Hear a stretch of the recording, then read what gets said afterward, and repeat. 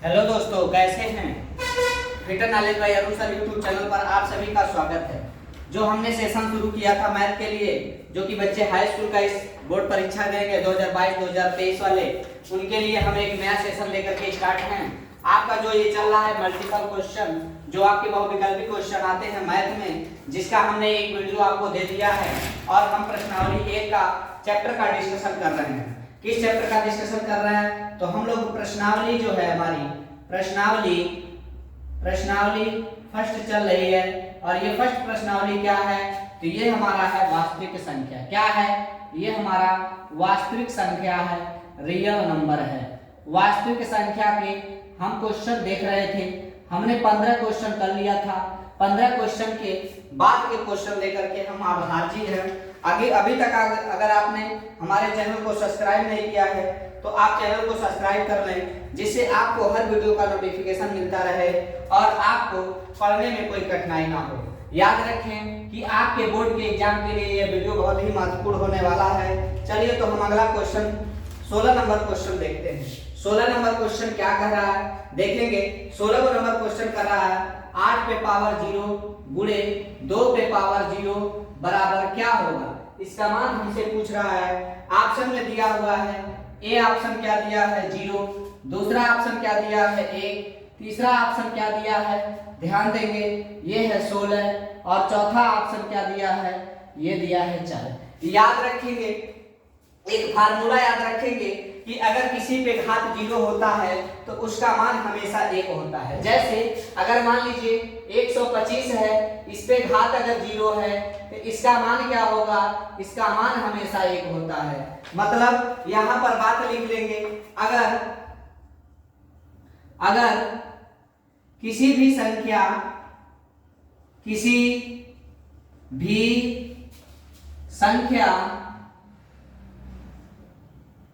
के अगर किसी भी संख्या के ऊपर संख्या के पावर या कोष्ठक में लिख लेंगे घात 0 हो तो उसका मान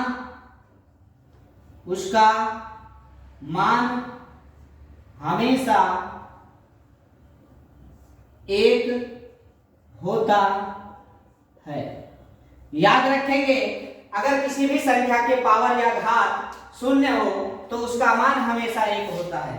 कोई भी संख्या हो सकती है। जैसे एक क्वेश्चन हम ले रहे हैं, 625 पे घात कितना कर दिया हमने 0, इसका भी मान कितना होता है? 1 होता है। यहाँ पर देखेंगे 8 पे घात 0 है, इसका मान 1 हो गया। 2 पे घात 0 है, इसका मान 1 हो गया। 1 का गुणा 1 से करेंगे तो इसका मान जो निकल के आएगा वो आएगा हमारा ऑप्शन नंबर 1, जो कि विकल्प नंबर 2 में दिया है। इसका जो करेक्ट आंसर सही है वो है हमारा विकल्प नंबर 2। चलेंगे अगले क्वेश्चन पर। अगला क्वेश्चन है हमारा कौन सा? अगला क्वेश्चन हम 17 नंबर देखेंगे। क्वेश्चन नंबर 17 क्या कहता है जरा देखेंगे। याद रखेंगे, इस रियल नंबर के आपको हम बहुविकल्पी के 30 क्वेश्चन कराएंगे और बहुविकल्पी आपके बोर्ड के एग्जाम में कम से कम 6 क्वेश्चन आएगा। याद रखेंगे, बहुविकल्पी में एक सवाल को हल नहीं करना होता है, मात्र टिक करना होता है। अगर आप सवाल पे सही टिक कर देते हैं तो आपको पूरे नंबर मिल रहे होते हैं। चलेंगे अगले क्वेश्चन पर। अगला क्वेश्चन क्या कहता है ध्यान से देखेंगे। अगला क्वेश्चन नंबर है हमारा 17 नंबर क्वेश्चन क्या कहता है? यदि ए और बी अभाज्य संख्याएं हैं,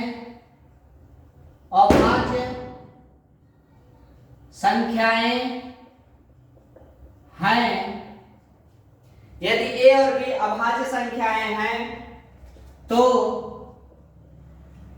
ए और बी का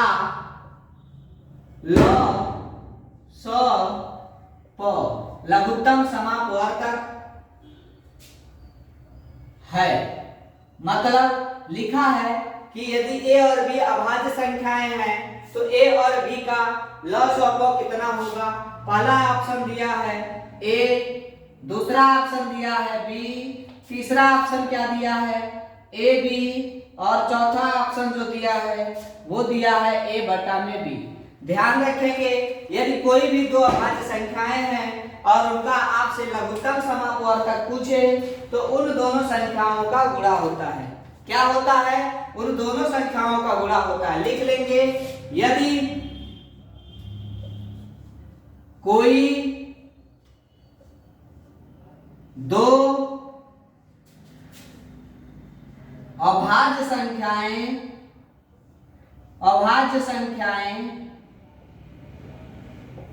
दी गई हैं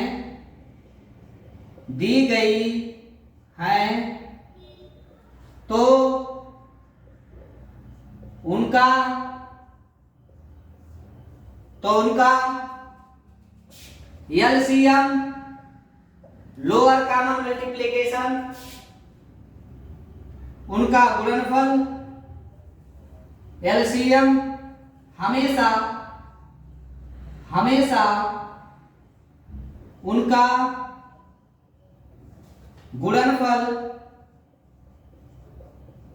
गुणनफल तथा एचसीएफ हमेशा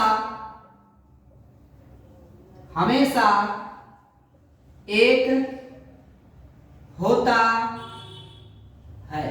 ध्यान रखेंगे यदि कोई दो अभाज्य संख्याएं दी हुई हैं तो उनका एलसीएम हमेशा उनका गुणनफल, मतलब जो संख्याएं दी हुई हैं उनका हमेशा गुणनफल और एचसीएफ हमेशा एक होता है। तो देखेंगे इस क्वेश्चन में हमारा दिया है कि यदि ए और बी अभाज्य संख्या है तो उनका एलसीएम क्या होगा, तो उनका एलसीएम जो हो जाएगा वो ए बी हो जाएगा। ऑप्शन नंबर जो 3 में दिया है वही हमारे क्वेश्चन का सही विकल्प है। जैसे अगर हम एग्जांपल भी लेते हैं, जैसे हमने एग्जांपल में लिया कि पहला अभाज्य संख्या 2 है, दूसरा अभाज्य संख्या 3 है, तो इनका एलसीएम जो होगा वो होगा हमारा 6 और एचसीएफ जो होगा वो होगा हमारा 1। बहुत ही आसानी से हम इसका निकाल सकते हैं। अगर मान लीजिए दूसरा हमने माना कि 5 और 7 दिया है तो इसका एलसीएम जब हम निकालेंगे तो एलसीएम हमारा 35 और हमारा जो एचसीएफ होगा वो हमेशा कितना होगा, तो सर 1 होगा। एलसीएम 35 और एचसीएफ हमेशा 1 निकल रहा होता है। यहाँ से यह निष्कर्ष हम निकाल सकते हैं कि यदि दो संख्याएं दी हुई हैं तो उनका जो गुणनफल होता है वही उसका एलसीएम तथा उनका एचसीएफ हमेशा 1 होता है। चलेंगे अगले क्वेश्चन पर। क्वेश्चन नंबर हमारा 18। क्वेश्चन नंबर कितना देखेंगे, तो क्वेश्चन नंबर 18 क्या कहता है, 18 नंबर क्वेश्चन देखेंगे।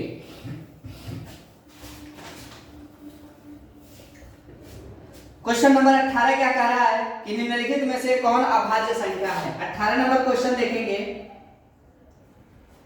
निम्नलिखित में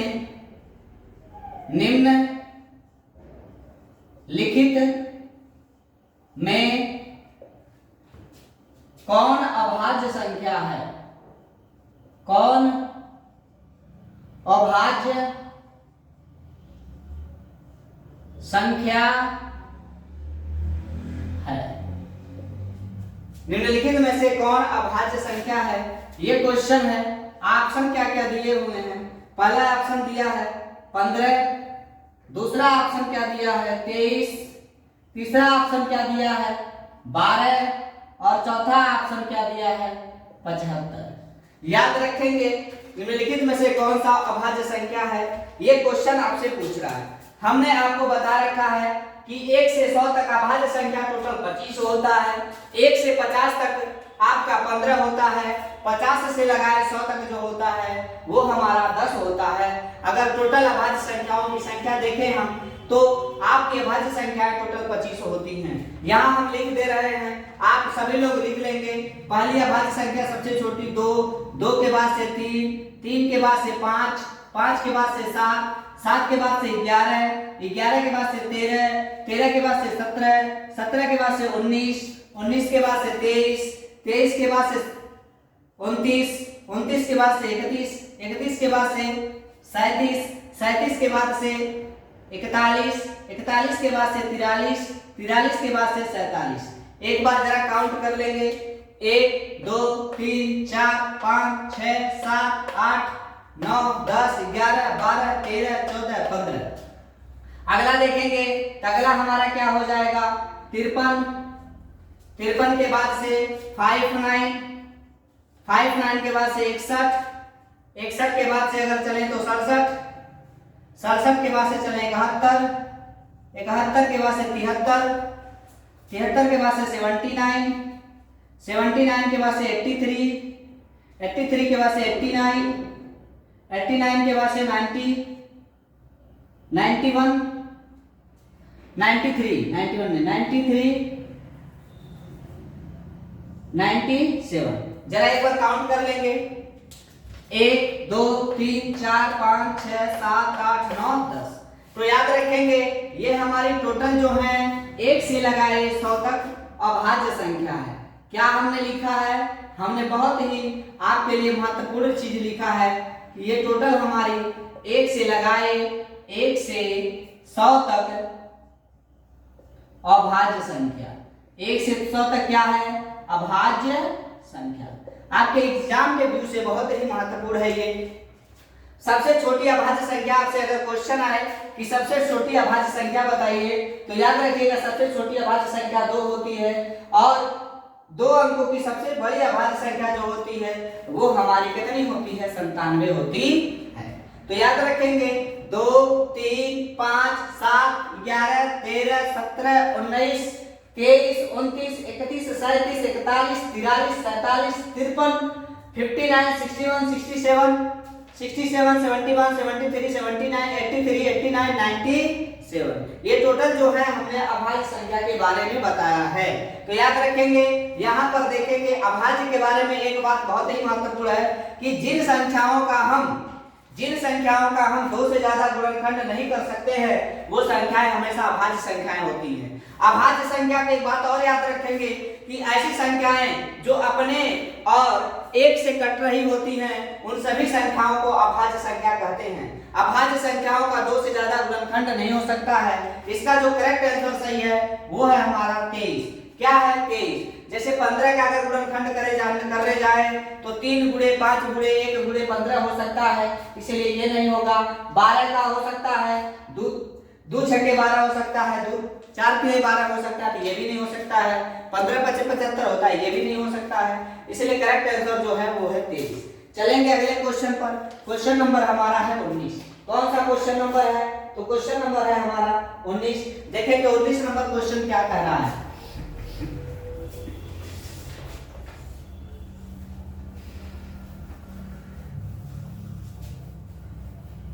क्वेश्चन नंबर 19 है,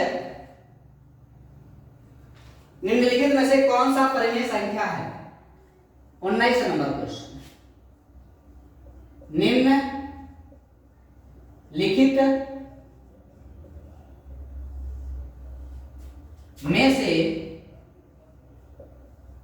निम्नलिखित में से कौन परिमेय संख्या है? परिमेय संख्या है। निम्नलिखित में से कौन परिमेय संख्या है? ऑप्शन देख लेंगे। ऑप्शन जो दिया है 2 माइनस करड़ी में 3, दूसरा ऑप्शन दिया है करड़ी में 5, तीसरा ऑप्शन क्या दिया है 2 करड़ी में 3 बटा में करड़ी में 3 और चौथा ऑप्शन हमारा क्या है करड़ी में 6। याद रखेंगे ऐसे अगर हमको परिमेय संख्या और अपरिमेय संख्या देखें हम तो परिमेय संख्या किसे कहते हैं?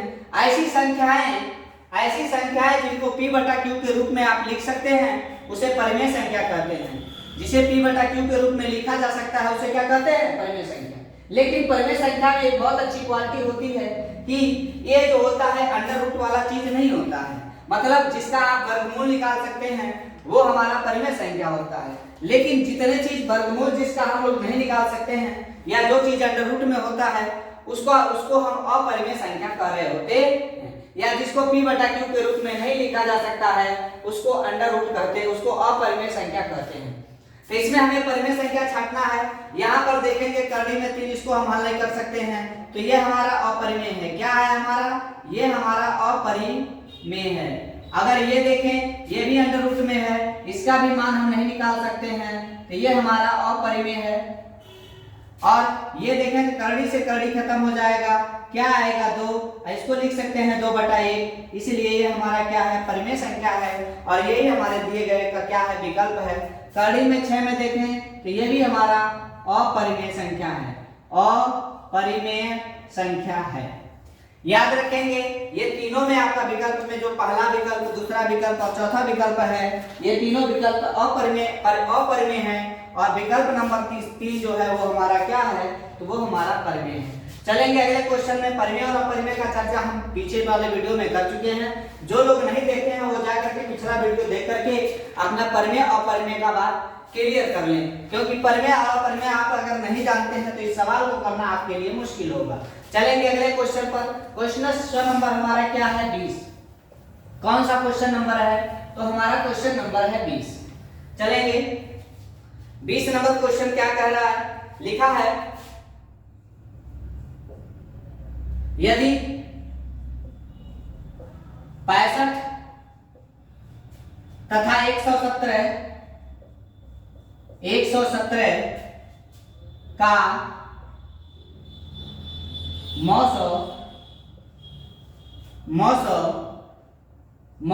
को 65m माइनस 117 65m माइनस 117 के रूप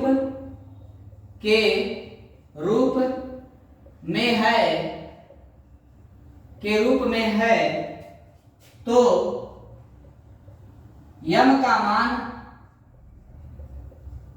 यम का मान है। ध्यान दीजिएगा, पूछा है यदि 65 और 117 का मौसों को 65m माइनस 117 के रूप में है तो यम का मान बताना है। ऑप्शन में क्या क्या दिए हैं? ऑप्शन में यम का मान 1 दिया है, दूसरा ऑप्शन में क्या दिया है? 2 दिया है, तीसरा ऑप्शन में क्या दिया है? 3 है, और चौथे विकल्प में क्या है? 4 है। ध्यान दीजिएगा 1 2 3 4 विकल्प में दिया है। आपसे क्या किया है?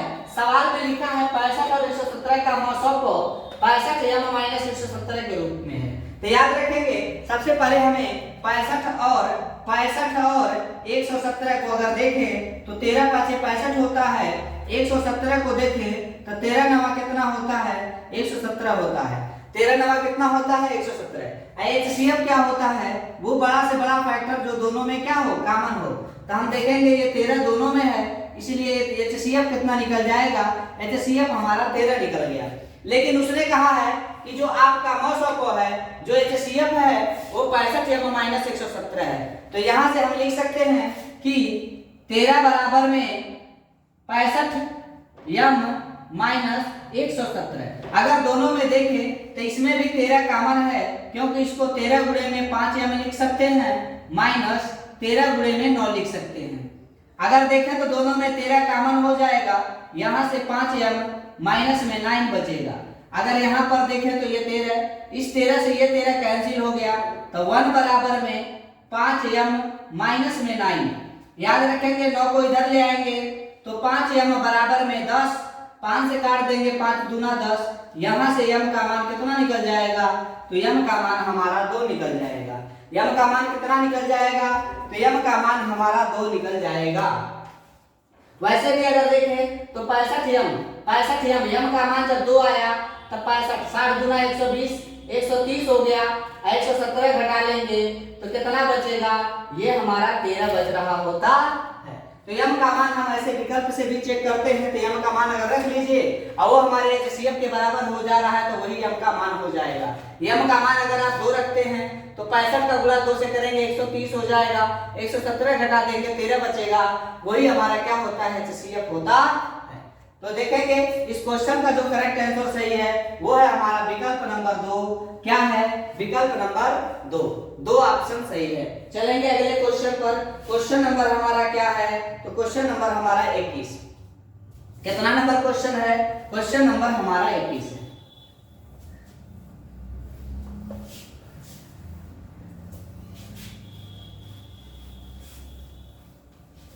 क्वेश्चन नंबर 21 क्या कहता है देखेंगे। क्वेश्चन नंबर 21, अगर 21 नंबर क्वेश्चन को हम देखें, लिख रहा है 2, 10 और 20, 2, 10 और 20 के लॉस ऑफ और मॉस ऑफ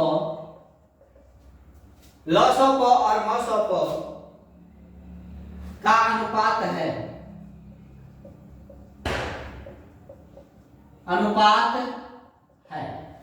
ऑप्शन क्या क्या दिया है? पहला 1:10 दिया है, दूसरा में क्या दिया है तो 10:1 दिया है, तीसरा विकल्प में क्या दिया है तो ये 4:3 है, और चौथा विकल्प में क्या दिया है तो वो हमारा 11:1 है। ध्यान देंगे इस सवाल में मात्र बहुत ही आसान सवाल है, आपसे एलसीएम और एचसीएफ के बारे में पूछ रहा है। याद रखेंगे इसको हम लोग एलसीएम कह रहे होते हैं, इसको हम लोग एचसीएफ कह रहे होते हैं। याद रखेंगे एलसीएम का फुल फॉर्म भी बहुत बार पूछता है, तो होता है lower LCM, lower common multiplication,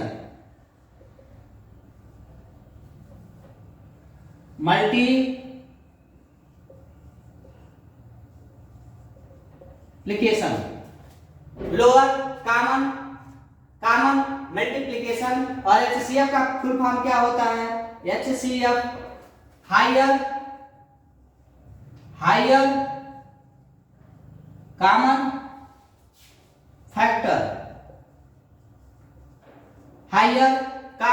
factor, lower common multiplication LCM और higher common multiplication, higher common factor HCF का फुल फॉर्म होता है। कभी कभी आपसे फुल फॉर्म भी पूछ लेता है। आगे चलेंगे इसको कैसे निकालते हैं, तो याद रखेंगे एलसीएम को भी 2 विधि से निकालते हैं और एचसीएफ को भी 2 विधि से निकाल रहे होते हैं। हमसे क्या पूछा है? सबसे पहले हम एलसीएम देखेंगे, तो 2, 10 और 20 का एलसीएम निकालने के लिए भाग विधि का इस्तेमाल कर रहे होते हैं। तो भाग विधि मतलब जिसको हम लोग गुणनखंड कहते हैं, गुणनखंड विधि का इस्तेमाल 2 से काटेंगे 1, 5 10 होता है, 2 दहियम 20 होता है, 2 से फिर कटेगा 1, 5, 2 5 10।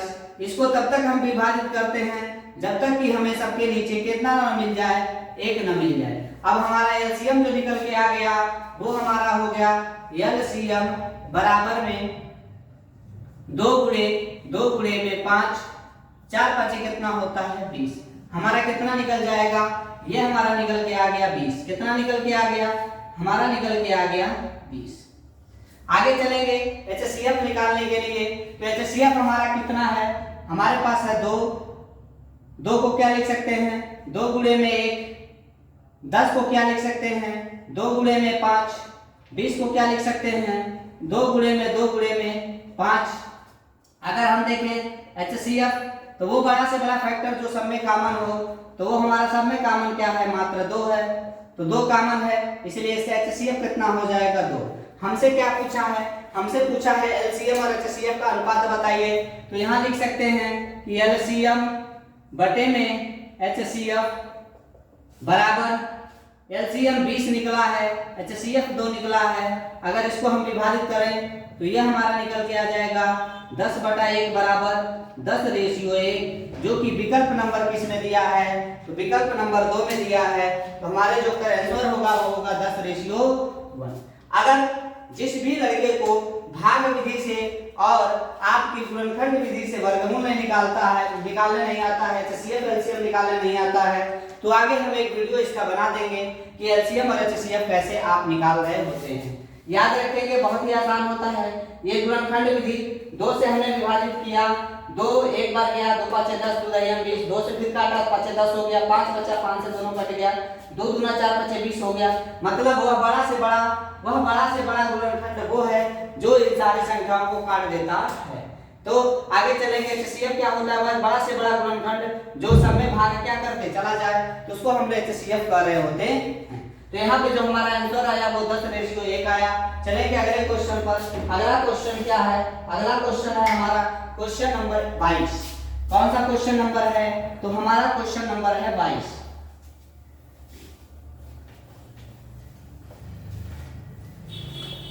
जितने भी बच्चे इस वीडियो को देख रहे हैं तो सारे लोग अपना एक नोट्स बना लें। इस नोट्स से आपके एग्जाम में बहुत ही महत्वपूर्ण होने वाला है, क्योंकि आपके बोर्ड के एग्जाम आप से ये क्वेश्चन बहुत ही महत्वपूर्ण है। आगे चलेंगे, क्वेश्चन नंबर है हमारा 22।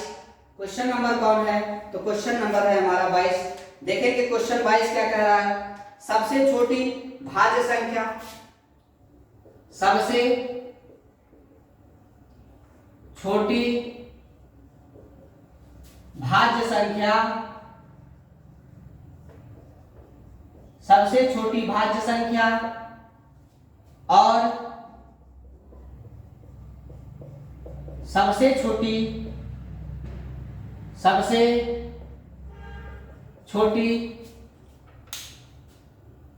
अभाज्य संख्या,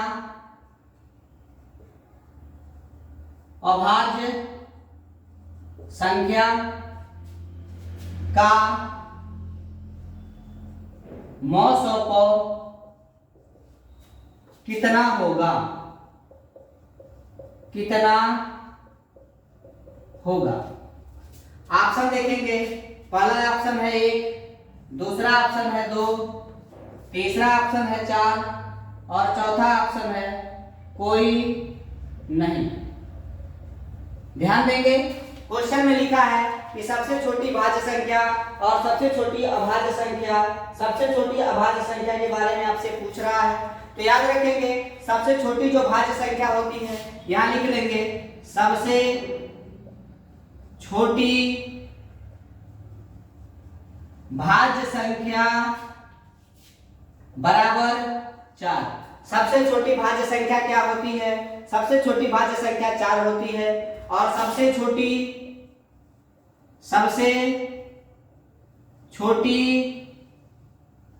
अभाज्य संख्या बराबर में कितना होती है, 2। सबसे छोटी भाज्य संख्या 4, सबसे छोटी अभाज्य संख्या 2 होती है और 4 और 2 का एलसीएम अगर देखें तो 2 गुणे 2 लिख सकते हैं, 2 को 2 गुणे 1 लिख सकते हैं। दोनों में कॉमन क्या है, तो वो हमारा कॉमन है 2। तो यहाँ से एचसीएफ कितना निकलेगा, वो हमारा निकलेगा 2। कितना निकलेगा, 2, जो कि विकल्प नंबर कौन में दिया है, विकल्प नंबर 2 में दिया है। तो ऑप्शन नंबर 2 इसका सही है। चलेंगे अगले क्वेश्चन पर। क्वेश्चन नंबर हमारा कौन सा है, 23 है। कौन सा क्वेश्चन है, तो क्वेश्चन नंबर हमारा 23 क्या कहता है, ध्यान देंगे। क्वेश्चन नंबर 23 कह रहा है कि दो लगातार संख्याओं का दो लगातार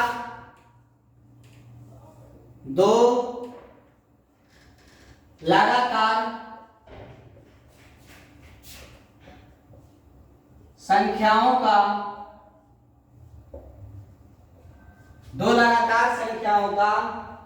मौसो है, दो लगातार संख्याओं का मौसो है। ध्यान देंगे, दो लगातार संख्याओं का मौसो आपसे पूछ रहा है। ऑप्शन क्या दिया है, पहला ऑप्शन है 0, दूसरा ऑप्शन है 1, तीसरा ऑप्शन है 2 और चौथा ऑप्शन है 4। ध्यान देंगे, क्वेश्चन बहुत ही आसान है। दो लगातार संख्याओं का मौसो क्या होता है। मान लीजिए कोई दो लगातार संख्या हम लिखना चाहते हैं, जैसे हमने 1 लिखा, 2 लिखा, तो इनका अगर हमसे मौसो पूछ रहा है तो ये संख्याएं जब भी आपको प्राप्त होंगी तो उनमें से एक संख्या जो होगी दूसरे से विभाजित नहीं हो रही होगी, तो इसका एचसीएफ जो होता है वो हमारा क्या प्राप्त होता है, वो हमेशा कितना प्राप्त होगा, 1 प्राप्त होगा। कितना प्राप्त होगा, 1 प्राप्त होगा। लिख लेंगे, दो लगातार संख्याओं का HCF हमेशा एक होता है। ये नोट बना के कहीं पर पॉइंट लिख लेंगे कि दो लगातार संख्याओं का जो HCF होता है वो हमेशा हर कंडीशन में एक होता है। आप कोई दो संख्या ले लीजिए, जैसे हमने एक संख्या लिया 12 और 13, तो 12-13 का जब आप HCF निकाल रहे होते हैं तो इन दोनों में कोई कॉमन नहीं है, इसलिए हमारा HCF कितना निकलेगा 1। मान लीजिए आपने एक संख्या लिया 125, 126, इन दोनों में भी कोई चीज कॉमन नहीं है, इसलिए इसका भी HCF कितना हो जाएगा, इन दोनों का HCF हमारा 1 हो जाएगा। आप कोई भी दो लगातार संख्या लीजिए, उनका HCF हमेशा 1 होता है। आगे चलेंगे, अगला क्वेश्चन है 5005 के कितने अभाज्य गुणनखंड हैं। 5005 के अगला क्वेश्चन है, अगला क्वेश्चन नंबर कितना है, क्वेश्चन नंबर है हमारा 24 नंबर क्वेश्चन क्या कह रहा है, क्वेश्चन नंबर 24 है 5005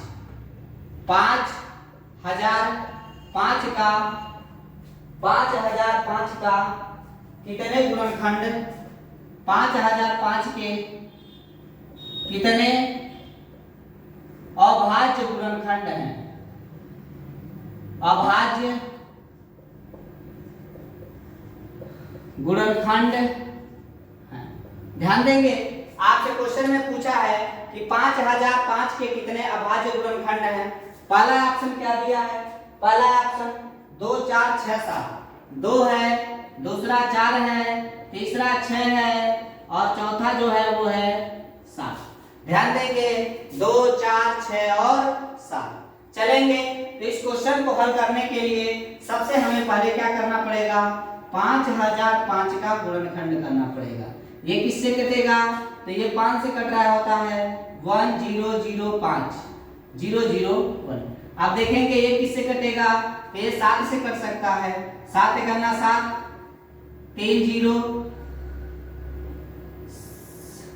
7 चौका 28 7 त्रिका 21। आगे अगर देखें तो ये हमारा 11 से कटेगा, 11 करना 11 11 3 33। अब ये कैसे कटेगा, ये 13 से कटेगा।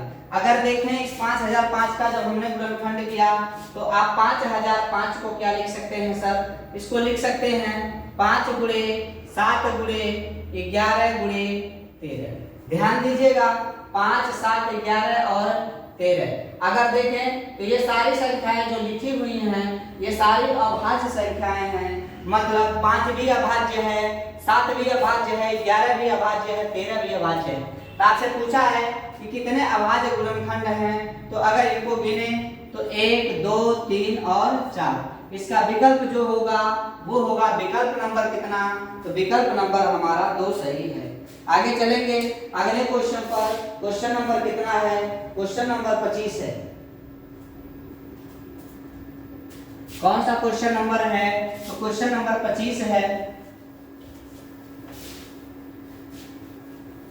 25 नंबर क्वेश्चन क्या कह रहा है कि कितने दो अंकों की संख्या, क्वेश्चन नंबर 25 कितने दो अंकों की संख्या, कितने दो अंकों की संख्या, कितने दो अंकों की संख्या 3 से विभाज्य है, 3 से विभाज्य है। ऑप्शन क्या क्या दिए हैं, ऑप्शन दिया है पहला 25, दूसरा क्या दिया है, तो दूसरा है हमारा 30 और तीसरा विकल्प क्या है, तो तीसरा विकल्प है हमारा 32 और चौथा विकल्प जो है वो है हमारा 36। कितना है, तो वो है 36। देखेंगे हमसे पूछा है कि कितने दो अंकों की संख्या जो है वो 3 से विभाज्य है। अगर हम 3 का पहाड़ा लिखना शुरू करते हैं तो 2 अंक में पहुंचेंगे तो सबसे पहला क्या होगा 12, 12 के बाद से 12 में 3 जोड़ेंगे 15, ये 17। अगर ऐसे हम लिखते जाएं तो हम जो लास्ट संख्या पाएंगे वो कितना पाएंगे 96 9 6 15। हाँ, क्या हो जाएगा, लास्ट संख्या जो होगा वो हमारा 96 होगा, क्योंकि 97 3 से कटेगा नहीं, 98 तो 3 से कटेगा नहीं, ठीक है, 99 तो कटेगा नहीं और 100 तो कटेगा नहीं, ठीक है। हमने देखा कि हम जब लिखते गए संख्या को तो शुरुआत वाला संख्या कितना था 12 और लास्ट वाला संख्या कितना था 96। मतलब अगर दो संख्या में देखें तो शुरुआत वाला तो 12 है लेकिन लास्ट में कितना है 96। अब हमें इस पद में ज्ञात करना है कि इसमें टोटल पद कितने हैं। तो आप जानते हैं एक फार्मूला होता है यल बराबर a प्लस n माइनस में 1 गुणे में d। ये हमारा फार्मूला होता है कि अंतिम पद बराबर में 1 a प्लस में n माइनस 1 इंटू डी। यहाँ पर लिख लेंगे कि यल बराबर क्या है, यल बराबर अंतिम पद है। कौन सा पद है, यल बराबर में अंतिम पद है, अंतिम पद या अंतिम संख्या भी लिख सकते हैं।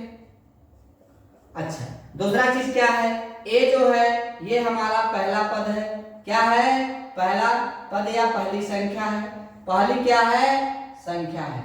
आगे चलेंगे तो अगला जो इसमें लिखा है n बराबर पदों की संख्या, n बराबर क्या है, तो ये है पदों की संख्या।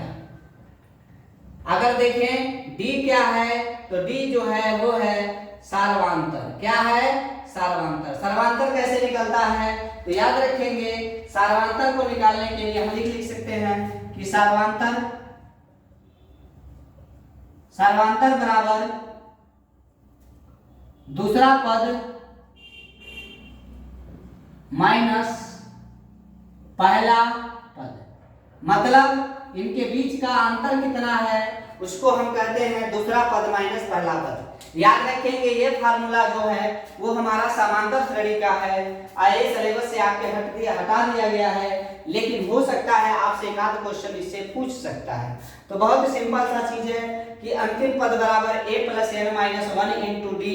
अगर इसको आप हल करना चाहते हैं तो हल करने के लिए बहुत आसान सा फार्मूला हमने इसमें मान रखा है। तो यहाँ हम कितना रख सकते हैं 96 बराबर a का मान कितना है 12, n माइनस 1, n का मान तो पता नहीं है, माइनस में 1 और d का मान कितना है 3, क्योंकि अंतर कितने का आ रहा है 3 का आ रहा है। अगर आप देखें इसको हल करें तो यहाँ 12 इधर घट जाएगा, तो यहाँ 4, 6 में से 2 जाएगा 4 बचेगा। यहाँ पर देखें तो ये बचा हमारा 9 में से 1 जाएगा 84 हो जाएगा। ये 3n माइनस में कितना हो जाएगा 3। अगर 84 को इधर ले आए तो ये हमारा 3n बराबर में कितना हो जाएगा, 3n बराबर में 87 हो जाएगा। अगर आप इसको हल करना चाहें, आप इसको अगर हल करना चाहते हैं तो ये 3 से कटेगा, 3 दूनी 6 और 3 नवा कितना हो जाता है 27। n बराबर कितना निकल के आएगा, ये हमारा निकल के आएगा 29 निकल के आएगा। कितना निकल के आएगा 29 निकल के आएगा। अगर देखें तो एक हमेशा में छूट रहा है, क्या छूट रहा है, क्योंकि 99 भी 3 से कट रहा होता है। 99 जो है ये हमारा छूट गया है, 99 भी एक पद कट रहा है और एक इसमें जोड़ लेंगे तो 99 29 में एक जोड़ेंगे कितना पद आ जाएगा, तो हमारा जो पदों की संख्या हो जाएगी वो हो जाएगी 30। 99 हमसे छूट रहा था, 99 को अगर आप ऐड कर लेते हैं तो 2 अंकों की, हमसे 2 अंकों की संख्या पूछा है, 99 भी छूट आ जाएगा। तो 99 को जब लेंगे तो यहाँ तक तो 29 निकला है, एक पद और जोड़ देंगे, टोटल कितना पद हो जाएगा, तो हमारा टोटल पद हो जाएगा 30। विकल्प नंबर 2 हमारा क्या है, एकदम सही है। चलेंगे अगले क्वेश्चन पर। क्वेश्चन नंबर क्या है हमारा 26।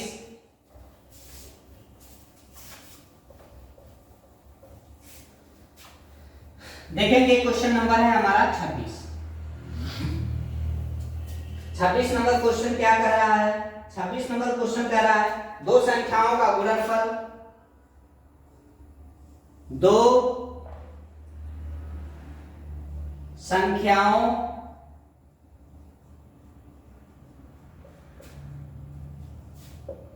का गुणनफल, दो संख्याओं का गुणनफल 86 70 है, 8670 है, 8670 है और उनका 917 है और उनका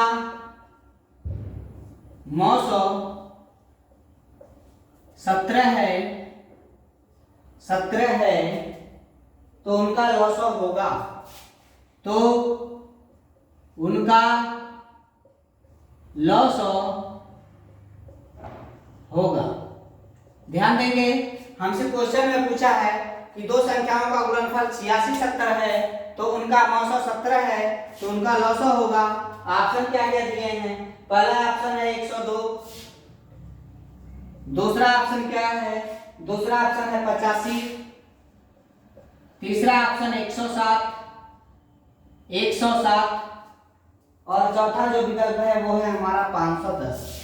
चौथा विकल्प क्या है?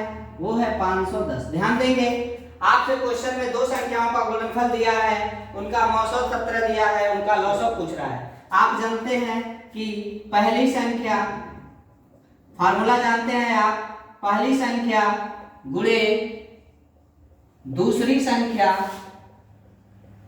बराबर HCF गुणे LCM। बहुत ही आसान सा फार्मूला है कि पहली संख्या गुणे दूसरी संख्या बराबर लघुत्तम समापवर्तक गुणे महत्तम समापवर्तक होता है। अगर देखें हम तो दो संख्याओं का गुणनफल इसमें दिया है, ये कितना है? ये हमारा 8670 दिया है। HCF कितना दिया है? तो ये हमारा 17 दिया है। हमसे LCM का मान पूछ रहा है। अगर देखें तो ये 17 से कट सकता है, 17 × 5 = 85 हो जाएगा और 17 करना 17 हो जाएगा, 0 लग जाएगा, ये हमारा LCM का मान निकल के आ जाएगा। तो याद रखेंगे हमारा LCM कितना निकल के आ गया? वो आ गया 510, जो कि ऑप्शन नंबर के में दिया है, ऑप्शन नंबर 4 में दिया है। ये हमारे विकल्प का क्या होगा? तो विकल्प नंबर हमारा 4 सही है। आगे चलेंगे, क्वेश्चन नंबर कितना है? क्वेश्चन नंबर 27 देखेंगे। इस क्वेश्चन में कुछ भी नहीं था। जिस भी लड़के को पहली संख्या गुणे दूसरी संख्या पता रहेगा वो आराम से इस सवाल को कर लेगा। आगे चलेंगे तो क्वेश्चन नंबर कितना है? क्वेश्चन नंबर है हमारा 27। देखेंगे 27 नंबर क्वेश्चन क्या कह रहा है? 6, 8 और 22, 6, 8 और 22 का 900 और 900 का अनुपात है, का 900 और 900 का अनुपात है। ध्यान देंगे 6, 8 और 22 का 900 और 900 का अनुपात हमसे पूछ रहा है। विकल्प में क्या दिया है? 132:1, 132:1 दिया है। दूसरा विकल्प क्या दिया है? वो दिया है हमारा 2:22, 2:22 और तीसरा विकल्प क्या दिया है? तीसरा विकल्प दिया है हमारा 8:6 और चौथा विकल्प क्या दिया है? वो दिया है हमारा 12:3। ध्यान देंगे, आपसे 900 और 900 का अनुपात पूछा है तो सबसे पहले देख लेते हैं कि 8, 6 और 22 का 900 कितना होगा। तो 900 को बहुत आसानी से हम निकाल रहे हैं। ध्यान दीजिएगा, यहाँ पर 900 हम निकाल रहे हैं। सबसे पहले ये 2 से कटेगा, 4, 2 × 6 11 बार जाएगा, फिर 2 से कटेगा, 2 दूनी 4, 3 11 बार जाएगा, फिर 2 से कटेगा, 1 3 11 बार, फिर 3 से कटेगा, 1 1 और यहाँ पर 11 बचेगा। अब ये 11 से भाग जाएगा, 11 से भाग 1 1 1। अगर देखें तो इसका जो LCM निकल के आया वो आया हमारा कितना? तो 2 × 2 × 2 × 3 × कितना हो गया? 8, 3 × 11। अगर इसको आपस में गुणा करें तो ये हमारा हो जाएगा 8, 2 दूनी 4 दूनी 8, 8 का गुणा 11 से करेंगे तो 88 हो जाएगा। गुणे में 3 से कर लें तो 3 × 8 = 24 के 4, 3 × 8 = 24 से कितना हो जाएगा? 25, 200 कितना हो गया? ये हमारा 254 हो गया।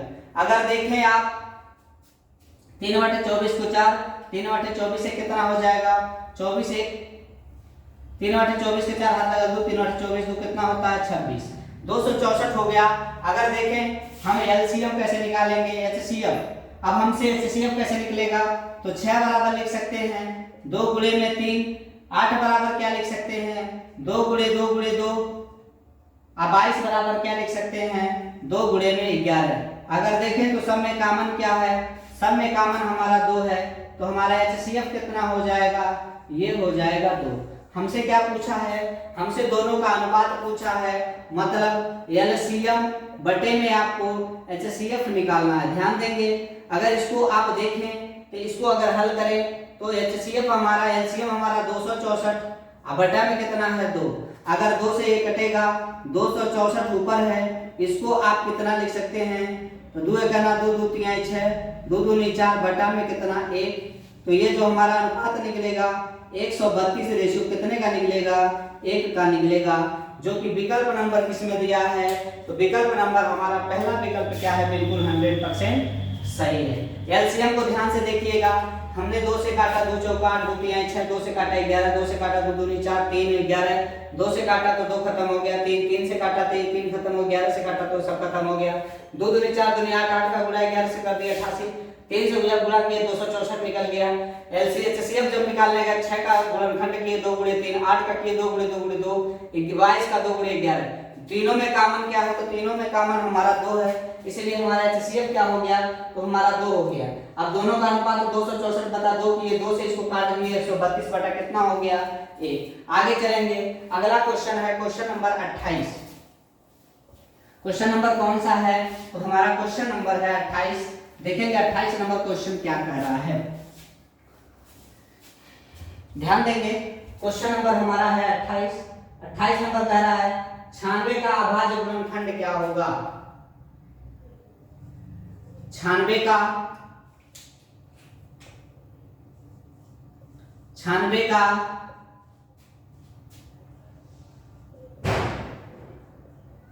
अभाज्य गुणनखंड 96 का अभाज्य गुणनखंड क्या होगा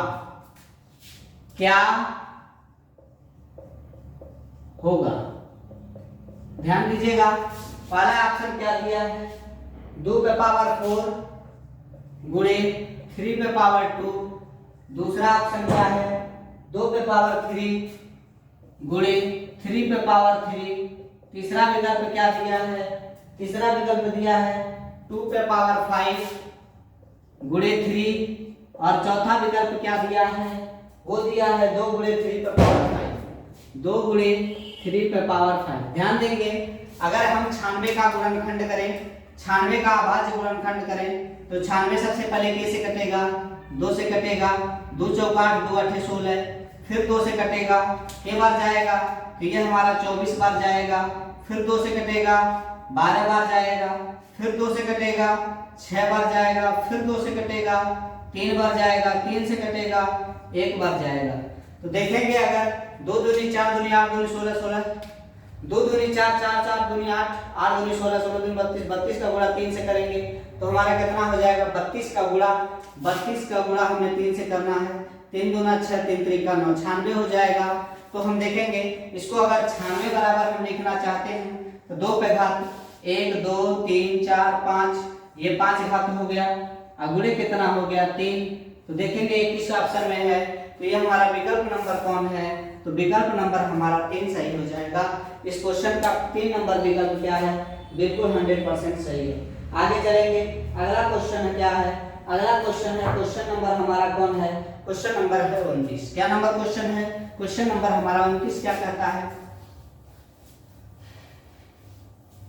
ध्यान देंगे क्वेश्चन नंबर हमारा 29 है 0 पावर 3 29 नंबर क्वेश्चन 0.3 पे बार का परिमेय रूप में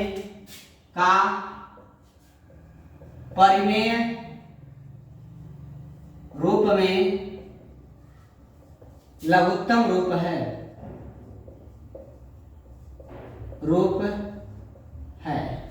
क्या क्या ऑप्शन दिए हैं ध्यान देंगे पहला ऑप्शन दिया है 3/10। दूसरा ऑप्शन क्या दिया है, वो दिया है 2/9। तीसरा ऑप्शन क्या दिया है, तीसरा ऑप्शन है 1/3। और चौथा विकल्प क्या है, तो वो हमारा 3/5। ध्यान देंगे कितना है, 3/5। देखिए इस सवाल को बहुत हम आसानी से करेंगे। अगर इस सवाल को हम देखें तो बहुत शॉर्टकट फार्मूला होता है कि अगर किसी संख्या पे बार है, सबसे पहले उस संख्या को लिख दीजिए और जितना संख्या पे बार है उतना 9 नीचे लगा दीजिए। तो 3/9 अगर इसको हल करें तो आंसर तो हमारा 1/3 आएगा। लेकिन सर आपके परीक्षा के दृष्टिकोण से इस सवाल को कैसे बनाएंगे, ध्यान से जरा समझ लीजिएगा। इस सवाल को बनाने के लिए सबसे पहले हम क्या करेंगे, लिखेंगे x बराबर, माना x बराबर 0.333। बार का मतलब होता है वो संख्या बार बार दोहरा रही है। हमने 333 लिख लिया। समीकरण नंबर 1 लिखेंगे। समीकरण 1 में 10 से गुणा करने पर, ध्यान देंगे अगर समीकरण 1 में आप 10 से गुणा कर देते हैं तो 10 से गुणा करेंगे तो ये हमारा 10x बराबर में 3.333 हो जाएगा। समीकरण नंबर कितना बना लेते हैं, तो आगे चलेंगे तो लिखेंगे समीकरण 2 से समीकरण 1 को घटाने पर। ध्यान देंगे अगर आप घटाते हैं तो यहाँ से 10x में से x जाएगा तो हमारा कितना बचेगा, 9x बराबर, अगर इसको आप घटाते हैं इसमें से तो हमारा कितना बचेगा, 3। x बराबर हमारा 3 बटा कितना हो जाएगा, 9। अगर हल करेंगे तो 3 से 3 खत्म हो जाएगा। x का मान जो निकलेगा वो 1/3 हो जाएगा। ये आपकी परीक्षा के दृष्टिकोण से बहुत ही महत्वपूर्ण क्वेश्चन है। इसका विकल्प नंबर जो हमारा सही है वो है तीसरा नंबर विकल्प। चलेंगे अब इस पॉइंट का, पहले चैप्टर का ये लास्ट क्वेश्चन है। क्वेश्चन नंबर हमारा क्या है, तो क्वेश्चन नंबर हमारा 30 है। क्या है 30 नंबर क्वेश्चन, देखेंगे 30 नंबर क्वेश्चन क्या कह रहा है।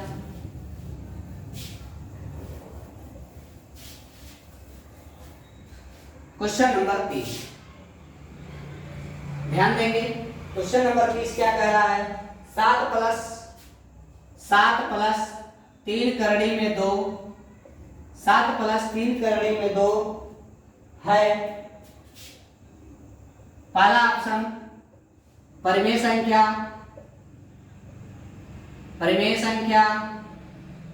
दूसरा ऑप्शन अपरिमेय संख्या, तीसरा ऑप्शन परिमेय या अपरिमेय, और चौथा विकल्प है इनमें से कोई नहीं। तो याद रखेंगे किसी भी क्वेश्चन में अगर आपको अंडर रूट में कोई चीज नजर आता है जिसका आप वर्गमूल नहीं निकाल सकते हैं तो वो हमेशा अपरिमेय संख्या होता है। तो हम यहाँ क्वेश्चन में देख रहे हैं कि यहाँ करड़ी में 2 आया है जिसका हम लोग वर्गमूल नहीं निकाल सकते हैं, इसलिए इससे जाहिर होता है कि ये जो संख्या दी हुई है ये हमारी कौन सी संख्या है, तो हमारी अपरिमेय संख्या है। अपरिमेय संख्या को हम p/q के रूप में नहीं लिख सकते हैं, और ये ऐसी संख्या जो दशमलव के में मान होता है, और ऐसी संख्याएं जिसका हम वर्गमूल नहीं निकाल पाते हैं वे सारी संख्याएं अपरिमेय संख्याएं होती हैं। तो हमने प्रश्नावली 1 में जो कि वास्तविक संख्या था कक्षा 10 का बहुविकल्पी क्वेश्चन हमने पूरा कर लिया है। हमने आपको इसमें 30 क्वेश्चन कराया है। याद रखेंगे आपको 6-7 चैप्टर पढ़ने हैं, उसी चैप्टर में से आपके बहुविकल्पी प्रश्न आएंगे। आपके बोर्ड के एग्जाम में 6 क्वेश्चन आ रहे होते हैं और एक क्वेश्चन 1 नंबर का होता है। आपकी परीक्षा के दृष्टिकोण से ये वीडियो बहुत ही महत्वपूर्ण है। अगर अभी तक आपने अभी चैनल को नहीं सब्सक्राइब किया है तो चैनल को सब्सक्राइब कर लीजिए तथा इस वीडियो को ज़्यादा से ज़्यादा लोगों में शेयर कर दीजिए ताकि आपकी परीक्षा के दृष्टिकोण से ये वीडियो बहुत ही लाभदायक होने वाला है। और आपकी बोर्ड के एग्जाम में जो कि आपका मार्च में होना तय है उसके लिए आप लोग अभी से जुट जाइए। जिसको अच्छा नंबर गेन करना है वो सारा वीडियो जितना हम बना रहे हैं उसको देखिए और देखने के बाद से एक नोट्स बनाइए। इस नोट्स से फायदा आपको एग्जाम में मिलेगा कि आप एग्जाम में आसानी से सिलेबस को दोहरा सकते हैं। तो चलेंगे।